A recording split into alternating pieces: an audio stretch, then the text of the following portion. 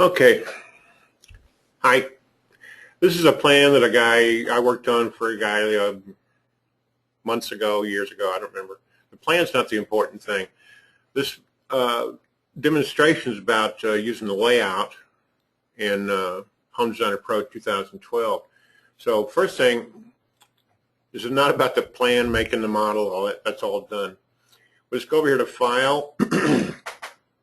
Whoops. File, where's New Layout? New Layout, okay. And there is a layout. And this is a dot layout file, and this is the dot plan file. Floor plan, layout. Okay. In Pro, you only get one at a time. I don't remember what this is set for, so whenever I create a new layout, the first thing I do is figure out what size paper I'm looking at. So I use the dimension tools, and we'll find out. I never assume that I know what the size is. I always measure it. Okay, that's 11 inch. Okay, I don't need that dimension there. I just wanted to, we'll use the tape measure. Probably 11 by 17. Yep, see 1 foot 5 inches in the taskbar down there. Okay, so this is tabloid. I think the largest piece of paper that Pro puts out is 18 by 24, so we'll go to File, Print, Page Setup. And the first thing you want to do, this HP D2300 just prints the largest size it'll print to is legal size paper, so I'm not going to use that. I clicked on the printer icon, by the way, and I'm going to select Cute PDF. It's free. I've used it for years. It doesn't harangue you with ads to buy it, and it always works. I like it. So I'm going to set it to this PDF writer software, and then I'm going to set that software up to fit what I want to print. Okay, and I don't want it to print portrait. I want it to print landscape, like that. And for larger format prints, unless you have your own plotter or printer, color is very expensive. Like if you go to Kinko's, it's quite expensive. Black and white's quite a bit cheaper, and it's more widely used. Now I'm going to set the paper size, which I believe what I want is Architectural C. C is 18 by 24, I think. Okay, so this is set to Architectural C. This is still set to tabloid, so these two need to match. This is very important. Landscape, Architectural C, Architectural C. And there it is, 18 by 24. My memory hasn't gone bad on me yet. Okay, and this graphic over here actually has function. Let me change this back to like NCA. It's just, I'll leave it at C, and we'll change this to letter. Where's letter? There it is. You'll see these lines up here. That's how many letter sheets of paper it would take to print 18 by 24, and that's what this graphic's for. If you were to print this on a paper printer and not Cute PDF, it would take that many pieces of letter paper to print this size here. So ideally you want these to match, especially when you're printing to PDF. So you just want one PDF. There it is, Arch C. See, I've messed it by one click. Okay, you'll see that this graphic is clear now. You always leave this drawing scale at 1 inch by 1 inch. 1 inch equals 1 inch. If you want to play with it, and trial and error, see what happens if you mess around with this. This tutorial is not about this. My advice, leave it alone unless you're willing to study about what it's for and how it's used. Same thing with this, leave it alone unless you're willing to study the manual and do some trial and error practice to find out what changing this will do. Leave it alone unless you're willing to study it. Okay, now our setup is done. I'm going to click OK. You see that the white sheet here, I'm going to wheel out a little bit, is now bigger than my border. That's because this is this border here, and this is just CAD. A Chief Architect Incorporated that just drew this on here. That's a text item. You can open it, change the page number and so forth. All of this stuff is just CAD and text. Now, of course, now I need it big enough for this new size paper. So I'm going to press the Shift key, left click, and draw a marquee around this stuff and select it. And I'm going to use this tool here, I hope. I haven't practiced this, so I may goof it up a time or two. I'm going to use this Transform Replicate tool to upsize this selection set here. A set of objects that are selected. That's what I mean by selection set. And we're going to resize. I'd say 1.3, 30% bigger. Okay, not quite. So I'll do it again. It's still selected, so I'll just go back here to resize and go 1.1. That's pretty close. That's close enough for my purposes. So I'm going to move this down, and if you put anything across the edge of this virtual piece of paper that's 18 by 24, it's not going to print. And if you put it too close to the edge, it's not going to print. You can find that out by trial and error if you like, but trust me, I've done this a couple of times. Now this board, I want the border a little bit larger. I'm going to set that to 1/16 inch. I'm just guessing. Whoops, not 1/6. There we go. Then this is set to move edge. Enter. I think I want that at like 1/8 of an inch, not 1/16 like I set it to. There, 1/8. Okay. Now this other line, I think I'll set it to 1/16. Okay. That looks okay. I'm going to shift select all this stuff again. Now you notice this sheet here is actually selectable, so I very carefully didn't include it in my marquee select, so I can just move this. I'm going to move it a little bit over. Whoops. Move it over so it fits in that virtual sheet of paper with a little bit more edge. There. That's close enough. You'd have to print this to be sure. Okay? But now I've got a piece of paper. These are text items. You can reprogram for your purposes. You can import your logo if you have a digital file for your logo, etc., etc., etc. But now this is 18 by 24, the largest piece of paper that Pro will do. And I'm going to Control-Tab, that's on the keyboard, Control, and then Tab key, back to the plan. I'm going to go up here to File, whoops, File, File, Send to Layout, or Control-U. There's a keyboard command for it. I never use it, but there it is. All these keyboard commands are there if you want to use them. I'm going to click on Send to Layout, and I'm going to try 1/4 inch scale. I'm not quite sure if it's going to fit or not, but the only way in Pro you can find out is just by sending it. So, and I don't want the entire thing sent. I just want to send what's on screen here. So I'm going to click on Current Screen, and OK. OK, it fits. We were lucky. Now, once the view, let me make sure that you can tell the difference here. This is the view that I sent to layout. That's the layout. This is a view I sent to layout. They're not the same thing. This one has move handles, so I can just show as much of it or as little as I want. I think due to its size, I'm going to rotate it. See, it has a rotate handle. Excuse me. That fits better on the sheet.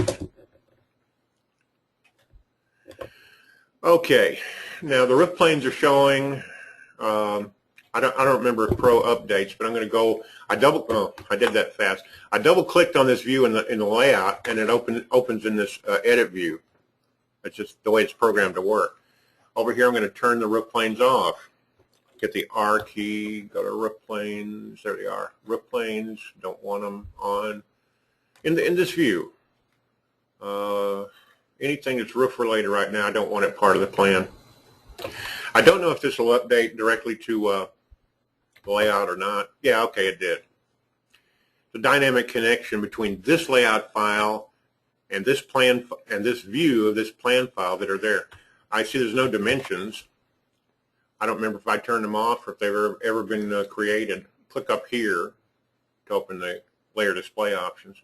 hit the D key to go to the dimensions. Okay, there's some manual dimensions, but there's no automatic dimensions.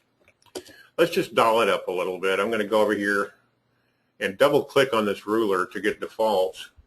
And I want locate objects. I want that not on surfaces, but on wall dimension layers. You have to set these things, otherwise it just follows what's in here. The software doesn't have a mind of its own. It depends on you to supply that. And that means you have to know what where these settings are and what they're for, and then you get the results that you want. I don't want sides. I want centers on the openings.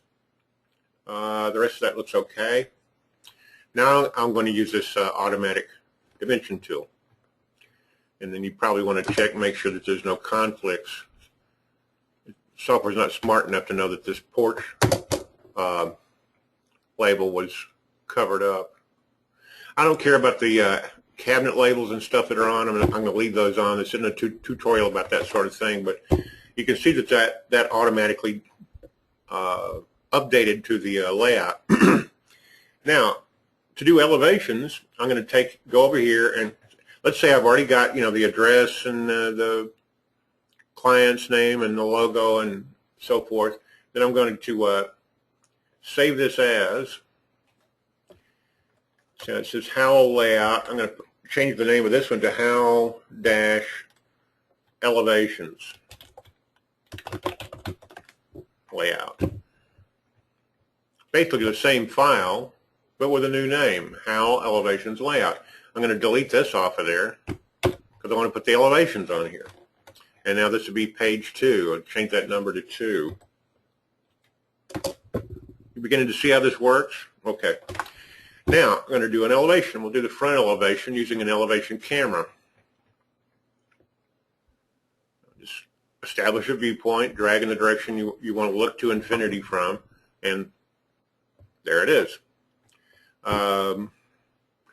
This foundation sticking down there, I don't care about that. This is for a demonstration. If you want to add text items, you certainly can and probably should. I'm not going to make this a long. Well, my computer just slowed down. Oh, I want that one. Okay, I'm not used to using Pro. Let me turn on caps. Okay. I clicked on the text. Oh, there it is. Okay, there's the arrow. We'll put that over there. I don't like that arrow type, so just double click on the arrow and change the arrow type. And if I want them all to come out that way, I would open my text defaults, arrow, and change from the default. I don't use that arrow. I don't like it. Kind of ricky-ticky looking. And I'll set it to this one. So any future ones will come out with this. Okay. And let's see, you mentioned markers. We'll put up some markers in there. I'm going to put my cursor right even with the bottom of the door threshold and click one. And let's see. I'll go ahead and add some stuff here. It'll be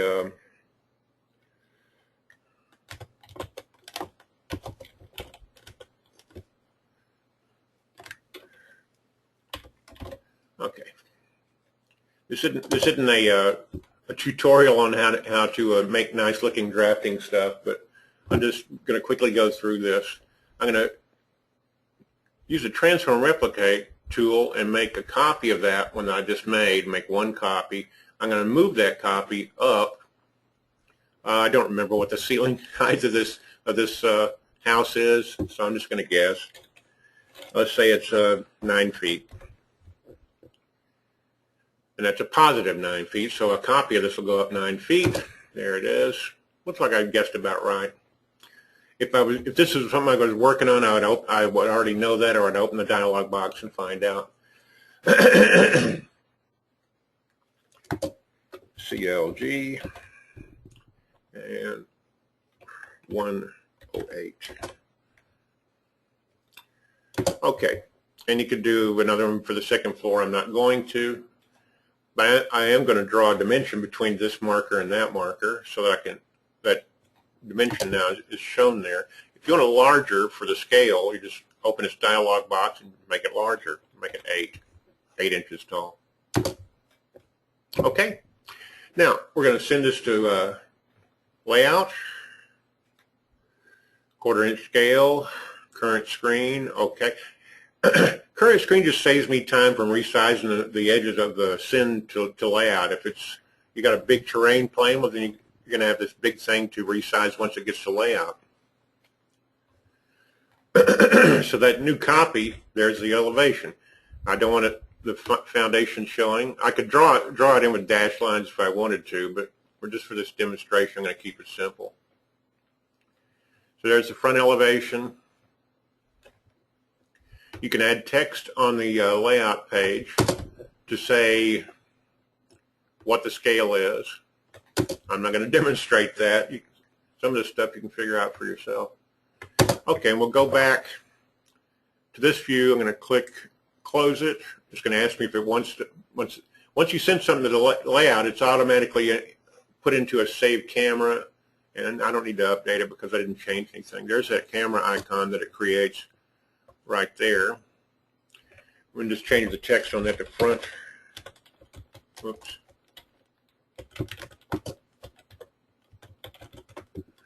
Now it doesn't say camera number or whatever. Now it says front elevation. Keep my stuff orderly. We're going to do the rear elevation, and that's going to be the end of the tutorial. Here's another elevation camera. There's the view. Commonly when I do this sort of thing, I'll use the text tool, and we'll call it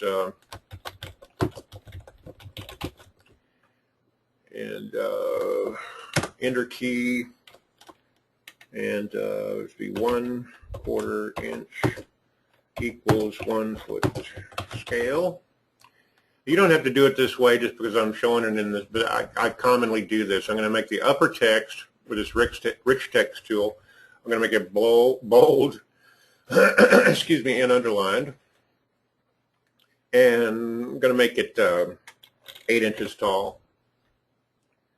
And then the lower text, I'm not going to make it bold. I'm not going to underline it. I'm going to make it half as large, 4 inches.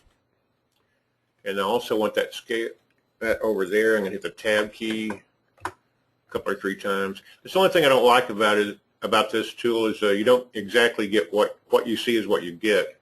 You have to kind of put it in there, I guessed right. So you can add dimensions, markers, text with arrows, or just text. And then once you're ready, then you go File, Send to Layout, 1/4 inch scale, current screen, okay. And it'll go. Whether it'll fit or not, you have to find out. I think it will fit. Once I resize it, I'm going to, again, just blot out the basement, adjust these sides, whoops. So these aren't sitting on top of each other. I mean, that's why they call this the layout sheet, because so you can lay out things. And that's how you 1/4 inch scale drawings and work up a set of construction drawings using Pro. That's what it's for. This is how it works. If you want to do the other elevations, I would save as this and call it elevations-1 or something. And then another one would be electrical plan. Another layout file would be foundation plan, roof plan. You would make a layout file for however many views that you want to print out. Let's see, I think the other page, yeah, this would be page 2. You get the idea. You change the page numbers and the annotations and so forth, and that's how this is done. I hope this clarifies matters for you. I don't think there's a video tutorial that Chief Architect Incorporated offers that goes into this bit of a detail, but this is the basics of how to print construction drawings in Chief Architect Home Designer Pro. I hope it helps you. Thank you.